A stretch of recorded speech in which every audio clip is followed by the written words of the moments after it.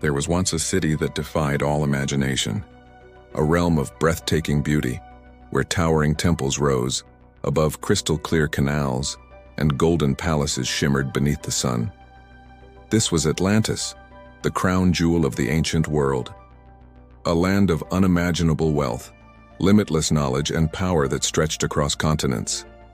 Its people were said to be wise, noble, and guided by forces long forgotten. Their technology so advanced it could rival our own. And then, it was gone. A single, fateful night. The sky darkened, the earth trembled, towering waves rose like mountains, and the once glorious city was consumed by chaos. Temples crumbled, fires raged, the ground split beneath their feet, and in mere hours, the mighty empire of Atlantis vanished beneath the sea swallowed whole, as if it never existed. Some say it was divine punishment, a reckoning for pride, greed, or forgotten sins. Others believe it was nature's fury, a colossal earthquake, a tsunami, or a cataclysm lost to time. Whatever the cause, Atlantis was erased so completely that only whispers remain, in myths, in ruins, and in the restless waves that guard its secrets. The only true evidence of Atlantis came from a single source, the great Greek philosopher Plato. He wrote of a powerful island nation, passed down to him through generations. The story, he claimed, was told to his ancestor, Solon, a respected lawmaker, by Egyptian priests who spoke of a mighty empire that existed 9,000 years before their time. It was a tale preserved in temple walls, whispered across centuries, until Plato etched it into history. But was he recording fact and/or crafting fiction? Let's delve deeper, beyond the waves, beyond the myths, and explore the hidden corners of history where truth and legend collide. Because somewhere, buried in forgotten texts, overlooked maps, and ancient ruins, are pearls of curiosity, fragments of a truth long obscured by time. From the deserts of Africa to the icy edges of Antarctica, from satellite images to strange underwater anomalies, clues are emerging that could rewrite everything we thought we knew. So join us on this journey, across continents, through time, and into mystery, as we uncover theories, discoveries, and secrets that may finally lead us to Atlantis. For centuries, the story has remained the same. Atlantis, a magnificent civilization, swallowed by the sea in a single catastrophic night. From the sunken ruins off Cuba, to the enigmatic Yonaguni monument near Japan, and the ancient formations beneath the Gulf of Kambat in India. Explorers have hunted for Atlantis in the depths, convinced it lies somewhere beneath the waves. And perhaps part of it still does. But what if not everyone perished? What if a few survived, carried by the tides, guided by the stars, landed to a new land where they would rebuild, passing on fragments of their lost knowledge? Some believe these survivors made their way to North Africa, and there, on the banks of the Nile, they laid the foundation for what would become one of the most mysterious and advanced civilizations in human history. Could this explain the sudden emergence of architecture, astronomy, and mathematics that still puzzle scholars to this day? The gods of Egypt, the obsession with stars and floods, the stories of divine origins across the sea. Are these echoes of Atlantis whispered through the ages in stone and symbol? It's a compelling theory that survivors of Atlantis may have seeded the early wonders of Egypt. And yet there's a problem. Despite its brilliance, ancient Egypt didn't suddenly appear. Archaeological evidence shows a slow, gradual evolution from simple settlements along the Nile to the rise of powerful dynasties over centuries. There are no direct references to Atlantis in Egyptian texts, no temples dedicated to a sunken homeland, and no mention of an advanced race arriving from the sea. While the connections are fascinating, they may be more symbolic than literal. Echoes of a shared myth or coincidences shaped by the human desire to find meaning in the unknown. So if Atlantis didn't resurface in Egypt, where else could we look? Let's turn our gaze to a place far less expected. A landscape not of water but of sand. Deep in the heart of the Sahara Desert lies something extraordinary. a colossal, perfectly circular formation spanning nearly 25 miles, known as the Richat Structure, or as some call it, the Eye of the Sahara. At first glance, it seems like a natural geological formation, but look closer, and the similarities to Plato's description of Atlantis become impossible to ignore. Concentric rings of land and water, a central island, mountains to the north, an opening to the sea to the south. It's all there, carved not by imagination, but into the earth itself. Some researchers believe this was once a thriving region, lush, green, and filled with rivers, before a dramatic climate shift turned it into the world's largest desert. Could the Eye of the Sahara be the weathered skeleton of Atlantis? Not drowned beneath the sea, but buried in time, beneath centuries of sand and sun. It's a stunning possibility that the Eye of the Sahara, silent and weathered, might be the forgotten bones of Atlantis. But not everyone is convinced. There's no definitive archaeological evidence, no inscriptions, no artifacts, no ruins buried beneath the sand that clearly link this site to a mighty seafaring civilization. Geologists argue that the Richat Structure was formed by natural erosion over millions of years, not by human hands. And while its shape is eerily familiar, perhaps it's just that, a coincidence. So once again, we're left with a tantalizing mystery. Close, but not quite.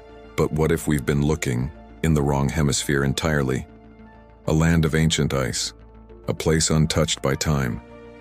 What if Atlantis lies not beneath the sea or sand, but beneath ice?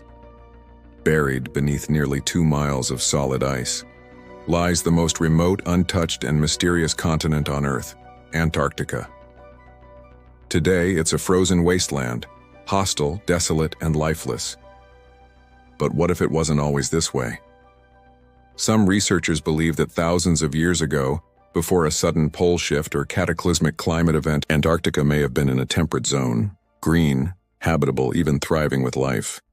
The Piri Reis map, a 16th century naval chart, shows an accurate outline of Antarctica's coast before it was covered in ice.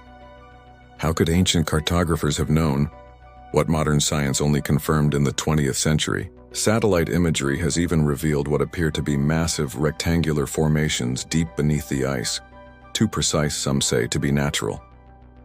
Could this be the final resting place of Atlantis? A civilization wiped clean from the surface of the earth only to be preserved perfectly beneath a frozen tomb? If Atlantis lies here, it has waited in silence for over 10,000 years. It's a theory that chills the spine, Atlantis buried beneath a continent of ice. But as captivating as it is, this idea faces serious challenges. Mainstream science dates the Antarctic ice sheet to over 30 million years old, far older than any known human civilization. And while the Piri Reis map is real, many experts argue it's been misinterpreted, showing distorted coastlines of South America, not Antarctica. As for the supposed structures under the ice, most believe they're natural formations shaped by tectonics, not ancient architects. So, while the ice may conceal secrets, Atlantis, it seems, may not be one of them. But what if the answer was never lost, just misunderstood? Back in the warm waters of the Mediterranean lies an island with a past as explosive as the myth itself.